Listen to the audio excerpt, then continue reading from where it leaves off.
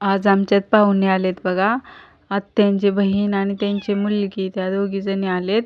आत्यांची बहीण यात्रेलाच आलेल्या, पण मुलगी आत्ता आल्या बघा. त्या ताई खूप आवडतात, म्हणजे माझ्या मुलांना वगैरे खूप आवडतात. त्यांचा स्वभाव छान आहे, असं सगळ्यांना समजून घेतात. आणि त्यांनी मग खूप खायला वगैरे मुलांना आणलेलं आणि मुलांचं खूप लाड करतात. आणि आमच्यासाठी पण मिठाई आणलेली बघा. ही मिठाई मला खूप आवडते, लहानपणापासून आवडते. आता सगळे पाहुणे गेलेत बघा. पाहुणे आलेले गेलेत बघा आता सगळे. तर सगळ्या घरभर पडलाय पसारा. आता तो पसारा सगळा उचलते आणि परत आता आमची शेतीची तयारी झाली ना. आम्ही अक्षय तृतीयापासून शेंगाचं बी काढायला सुरुवात केल्या आणि बी काढतच होतो तोपर्यंत पाहुणे आले. त्याच्यामुळे पसारा राहिला तसंच. आता सगळा पसारा उचलते. पाहुण्यांनी पण थोडंसं बी काढू लागले आज आम्हाला. कोणी आलं तरी आमचं असंच मदत करायला लागते, कारण आम्ही शेतकरी, काही ना काही आमचं काम चालूच असतं. मग आता सगळा पसारा गोळा करून मग चूल पेटवून घ्यायची म्हटलं.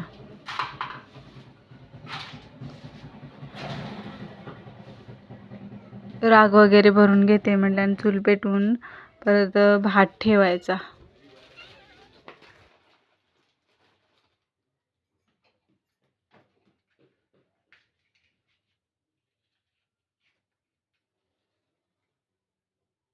मनू, ए मनू, मनू,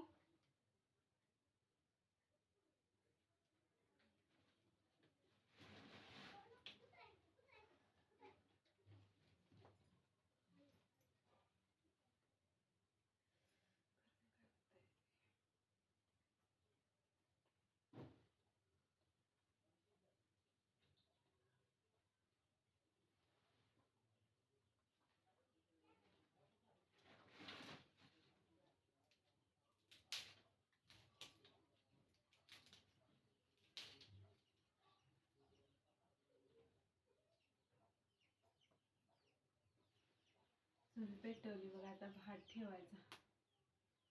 स्वयंपाकाला सुरुवातच करते, भात ठेवते, नंतर आमटी करते आणि चपात्या. आज शनिवार आहे, भक्तीच्या पप्पांचा उपवास आहे, त्याच्यामुळे मग आज चपात्याच बनवायच्या.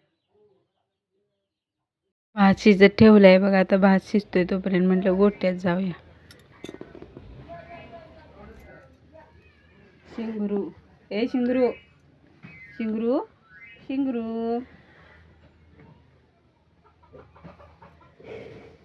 हे शिंगरू आहे बघा. माझ्या पोरांना लय म्हणजे लय आवडतं लहानपणापासून. म्हणजे त्याचा जन्म आमच्या गोट्यातच झाला, त्याच्यामुळे मुलांना लय आवडतं. कधीच मारत नाही त्याला. असं गोंधळायला लागलं का बघा, लगेच मांडीवरच डोकं ठेवतं. लहान मुलासारखं आहे का बघा, कसं करते बघा. जरासा डोक्यावर हात ठेवला त्याच्या की आपल्याच मांडीवर डोकं ठेवणं. असंच असतं प्राण्यांचं. आपण त्यांना जसं त्यांना आपण जीव लावाल तसं ते पण आपल्याला जीव लावते. तर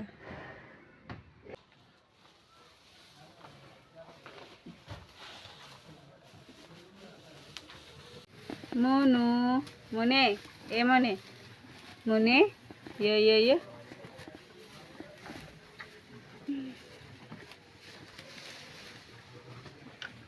म्हणू चला आता बाय बाय म्हण म्हणू.